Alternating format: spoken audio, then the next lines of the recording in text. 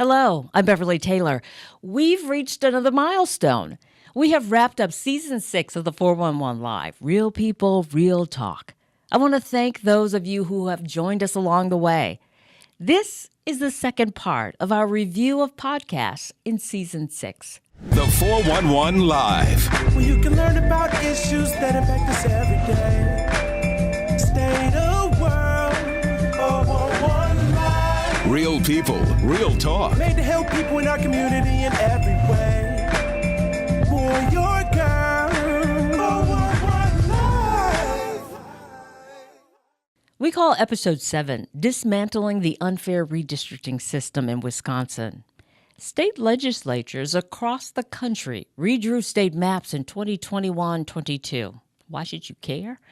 Well, if you want your vote to count, you should care. If you care about voter suppression, you should really care.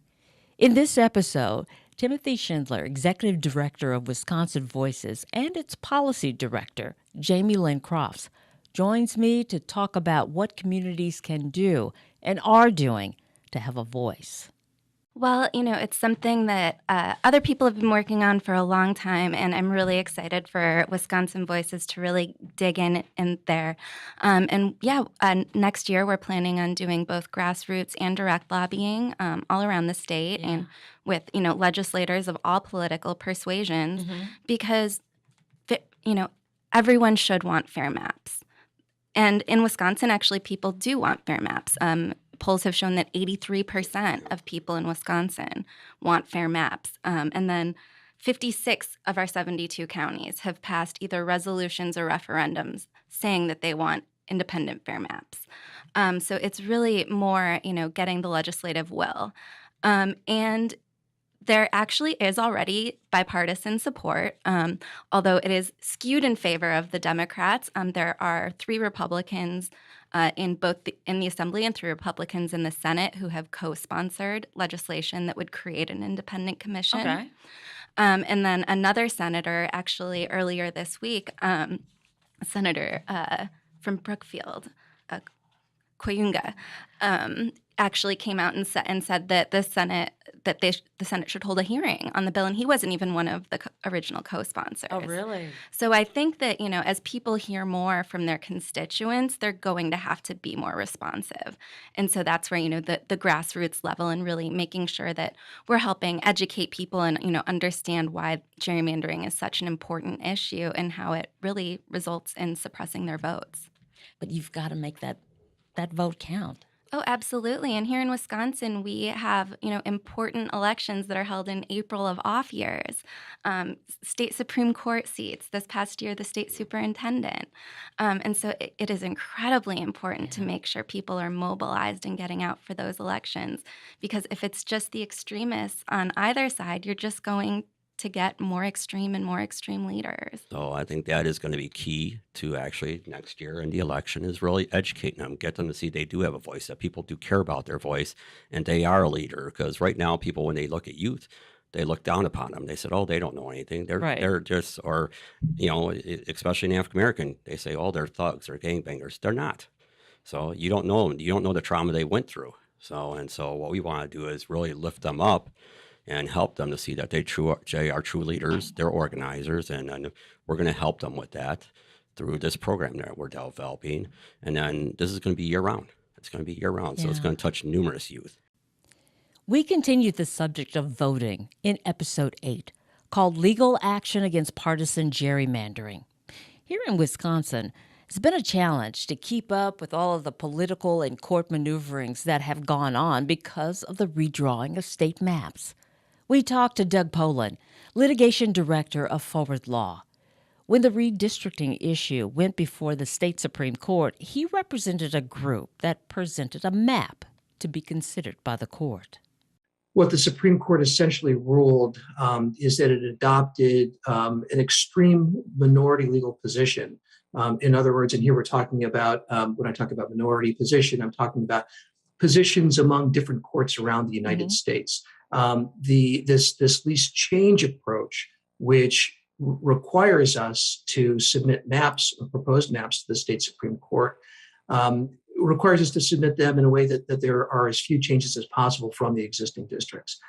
As we know, as we proved in federal court in a different lawsuit back in 2016, these districts, when they were adopted by the legislature in 2011, they've been held to be an unconstitutional partisan gerrymander. That's what a federal court in Madison held in 2016.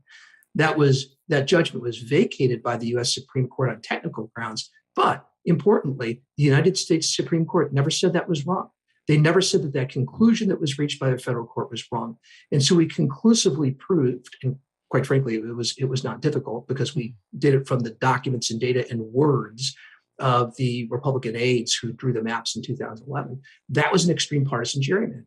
And so as good government advocates who believe that the voice of the people should be heard and that the voters should choose their politicians and not the other way around, if you are going to make the least number of changes, minimal changes to the districts that were put in place in 2011 and have ensured that a Republican majority has been won in the legislature in 2012 and 2014 and 2016 and 2018 and 2020, it doesn't take a genius to figure out that if you just keep doing what you've been doing in the past, you're not going to have a change. It's not going to be any different. And so it just locks in Republican control of the legislature for another decade. That's bad for any political party. I don't care if it's Democrats or Republicans or some other party. That is not democracy in action. Right. And we can't say that if things were turned and Democrats were empowered, Democrats have the ability to do what the Republicans did, that they wouldn't have done it. But I understand what you're saying. It doesn't matter. The party doesn't matter. It's still, right.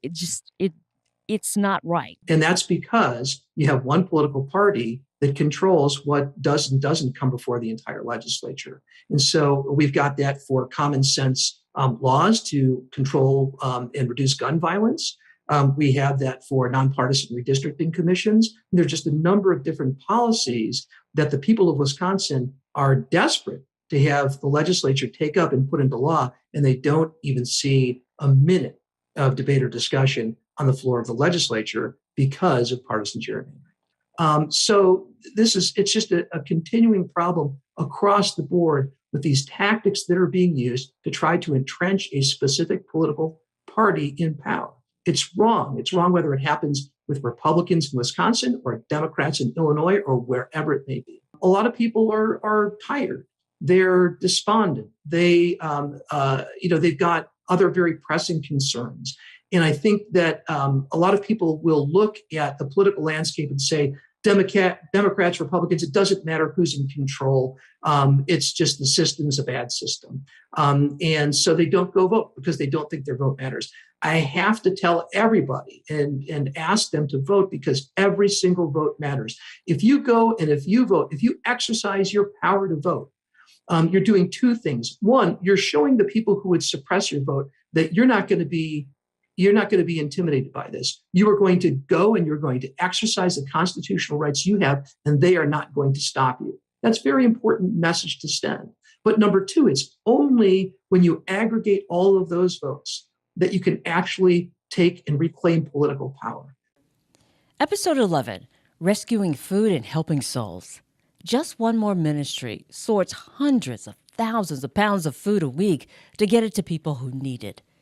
DJ Rodrian tells me it all started by a man with a sordid past who wanted to be a blessing to others by rescuing food that would normally be wasted, proving that one person can have a huge impact. You actually have to start with a drug addict and alcoholic in prison. And his name is Chris Capper, and he's proud to tell his testimony because God tapped him on the shoulder and literally told him to change his life, and he got out of prison and hooked up with some childhood friends of his. And these are people in their late 50s, not in the early stages of life. Chris was inspired initially to take a loaf of, it's actually a box of 20 loaves of bread. He took it down to a recovery house in Milwaukee, and he just started finding out there was food that nobody wanted that absolutely should be given to the poor. It is one of the most miraculous things that you could ever be a part of and get to see. And I did not know Chris before he was recovered. In fact, I met him through recovery circles because addiction and recovery, he's got a huge heart for it, and so do I. So we crisscross that way. Mm-hmm. But he says the Lord took it away from me. He really does. And he just has been walking with the Lord, and I love spending time with him. He has great faith, and he has inspired many people. Yeah. And I was asking you before, how did you get associated with this and why? And it kind of him, Yeah. just his story Yeah. and his commitment. He was deeply involved in a nice program called Celebrate Recovery, which is a Christian 12-step type of recovery program. And he'd be a speaker at different groups and rose and became a leader in that community. And I was attending one of these groups when I met Chris, and a fast friendship formed because of our common interests in serving and charity. And I loved everything he was doing from the minute I heard about it. And at that time, when you got on board, we're talking just working out of a church basement. Just a church basement, just one little commercial kitchen like you see in a church. They barely had any coolers and freezers. They just get the food in. Everybody hurry up and let's make 500 family meals. We'll put them in tin pans. We'll wrap them in foil, and they can go right to hungry families. And that is exactly what was happening. And it was so heartwarming that the feedback loop started, that we just kept getting more food, more volunteers, more food, more volunteers, and away we go. Where are you now? Because you said you talk in pounds of food. Yes. Where are you now? This year, we are going to be near 4 million pounds of food. And that is a jaw-dropping number, because just last year in 20, which was a record year, we were like 2.5 million. So we're talking yet another year of over 50% growth.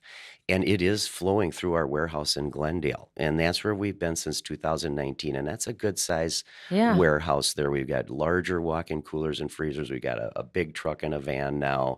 And everything is just sort of supersized. And we have now 80 plus partners. These are the organizations that pick up the food. And we're moving the food. But everything is just keeps scaling upwards. Episode 12, Strive 365. Developing a positive behavioral change environment for our youth. This is a talk with Dr. Brandon Currie, CEO of Strive 365, and Krayton Nash, Strive 365's program manager. This group is phenomenal, helping students and educators build positive relationships, helping educators relate to kids before them, peeling back layers to really understand the youth, and providing a curriculum to teachers and caregivers to use. But one of the things that I believe sets us apart is that we actually work with our partners to assess gaps and figure out what their needs are.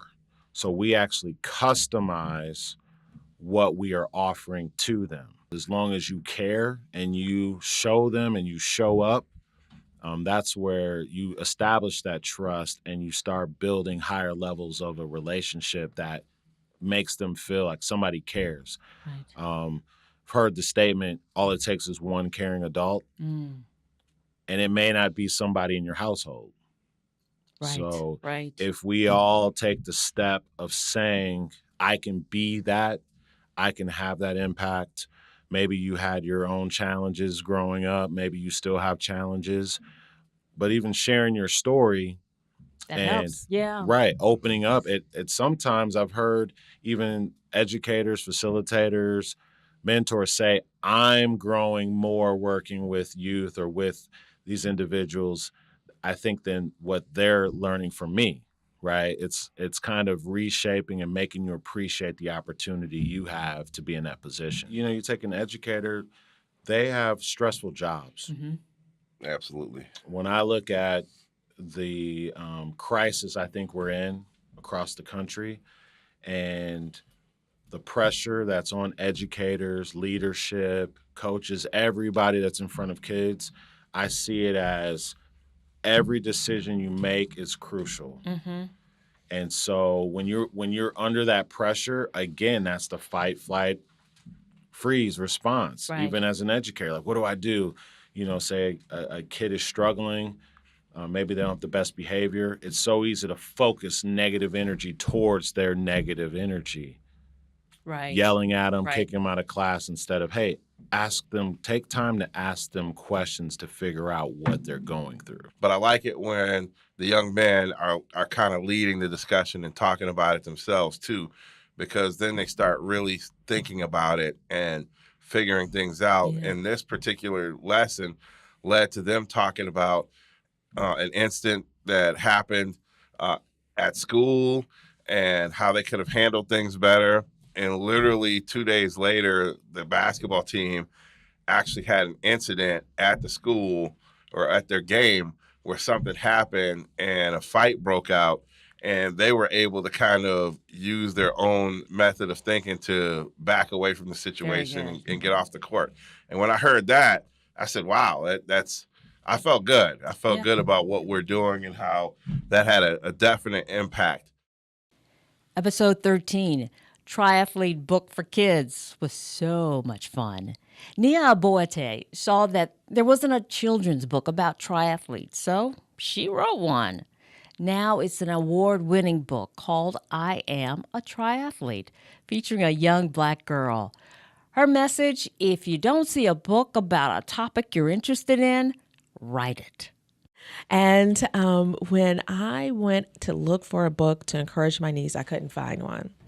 And you would think, okay, most people, they'll look and, they'll just try to find something else. But in my search for the book, I came across statistics for children of color books that have characters of children of color. And how it moved me, to see that there was really a lack of books that show characters that are African American.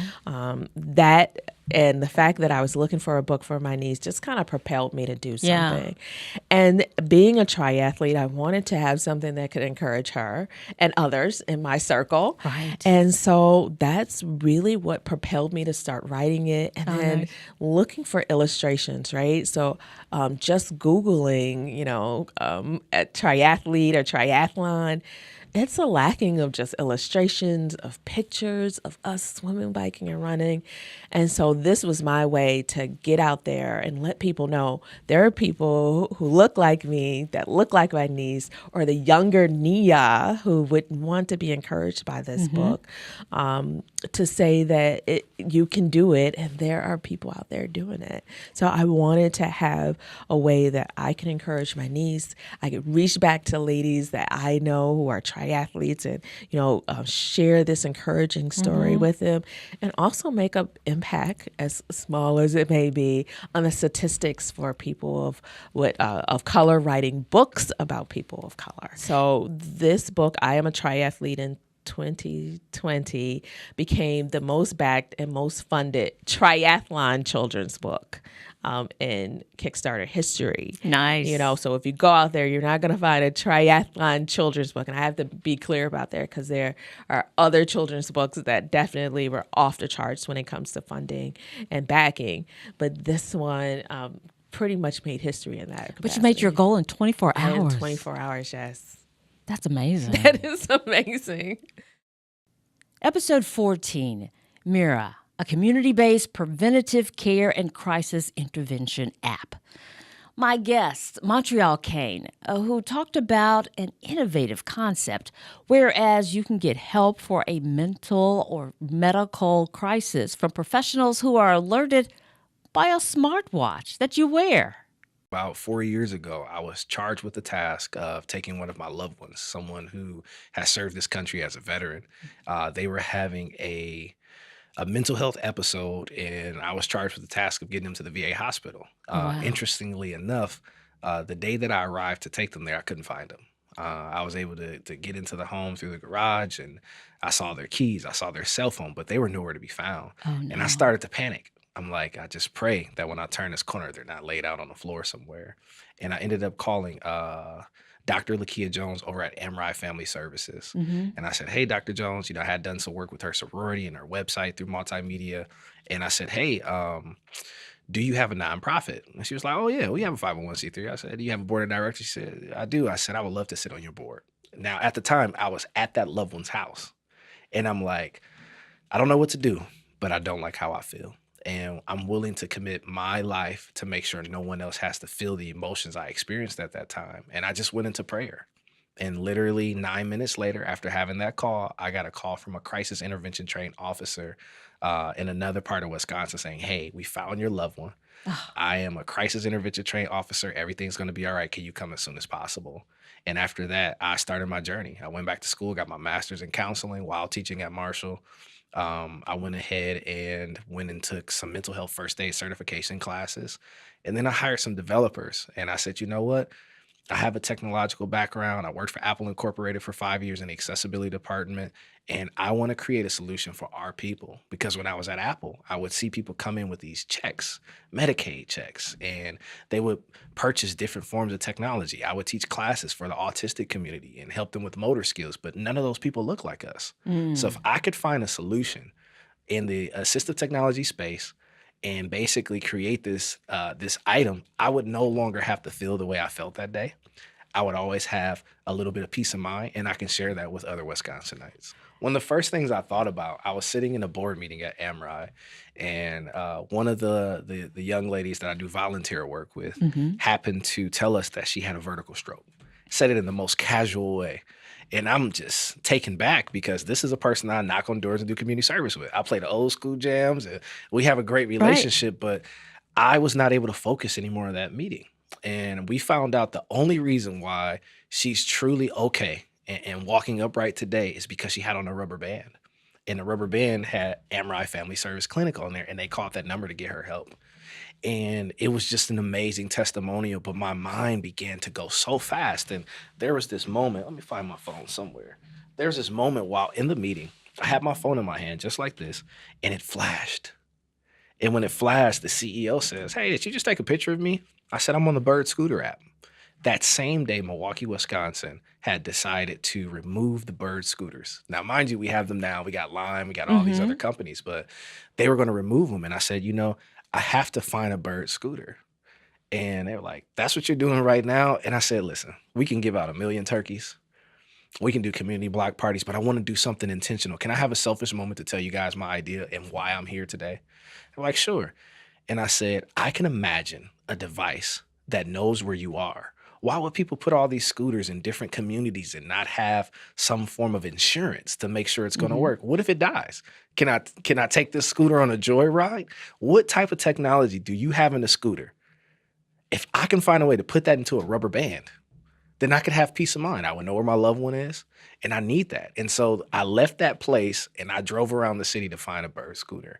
And when I tell you I went to 3 or 4 different places, I rung doorbells of strangers. Where's the Bird scooter? Because there was only 2 left in the city. Oh, wow. I arrived at the place where they fix and charge Bird scooters. I met the engineer working on it, and he told me how it worked.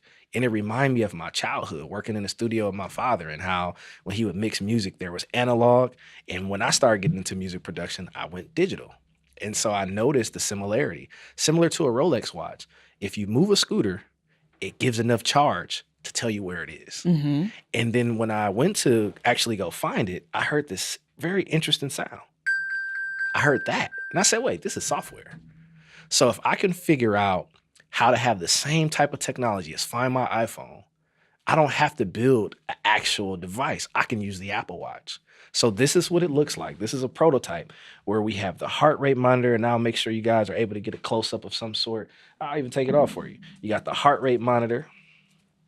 You got your breathing app.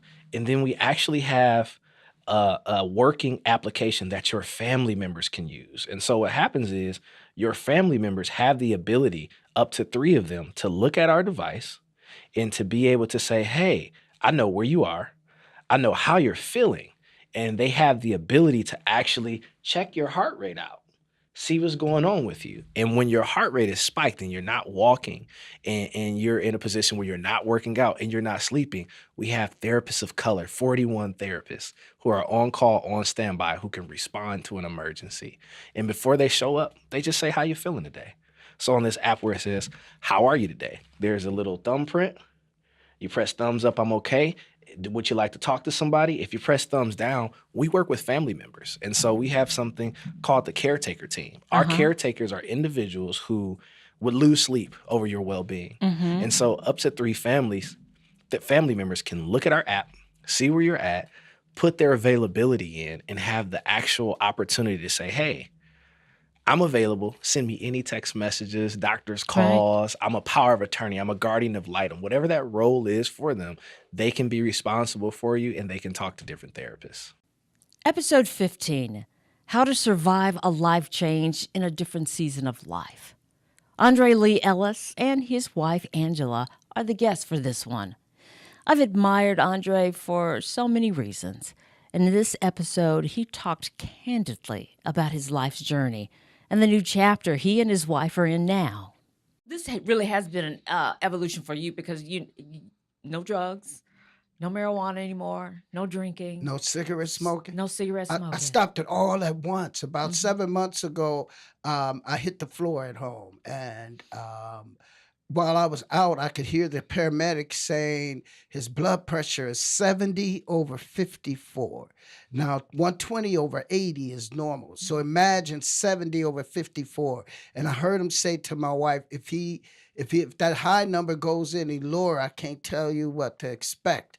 And I heard him say that. And then I could hear her saying, Andre, don't you, what she said earlier, right. Don't you do this to me. We got some work to do. And she ain't gonna let me talk about that work today, but we got some work to do. Open your eyes up. And when I opened my eyes up, I could see her. And I remember saying to her, Angela, I love you. I'm not going to do it. And then I went back into the black state. And I remember looking at this light. And I'm calling the light God. And I remember saying to the light, I said, okay, God, not today.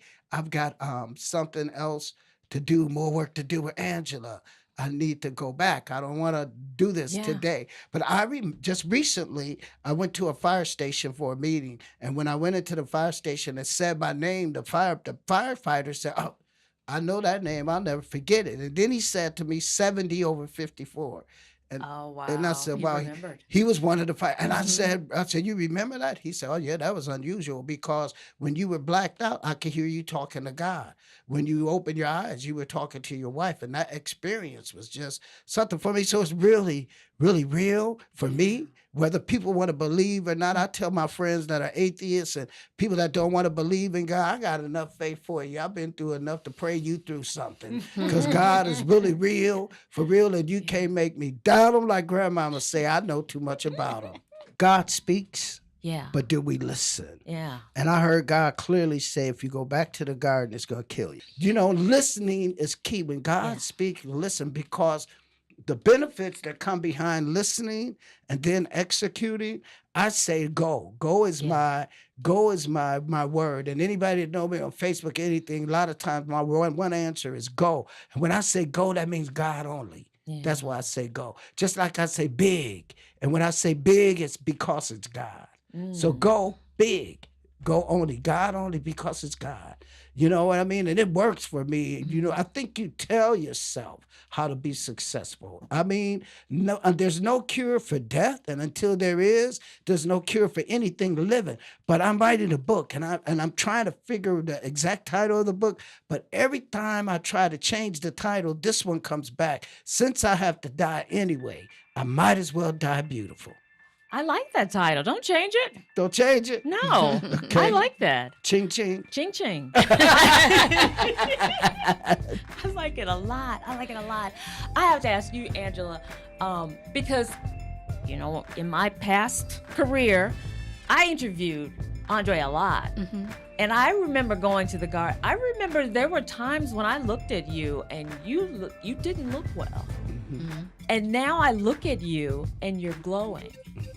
So I have to go back to you again. This change was truly ordained. Yes. I mean, it was meant to be, right? Yes, it was. It was. Although he enjoyed it, and that's where his heart was. As you can see, Season 6 was full of great conversations. I encourage you to check out the full versions on YouTube or any podcast platform. We are a nonprofit organization. Find out more about us and how you can help our mission by going to our website, the411live.org. I hope you'll join us next time. I'm Beverly Taylor for the 411 Live. Real people, real talk. If you would like to check out past episodes, there are many ways. Go to your favorite podcast platform, follow us on Twitter and Instagram, like and watch us on Facebook, Watch and subscribe to our YouTube channel. And if you have suggestions for future episodes, go to our website, the411live.org.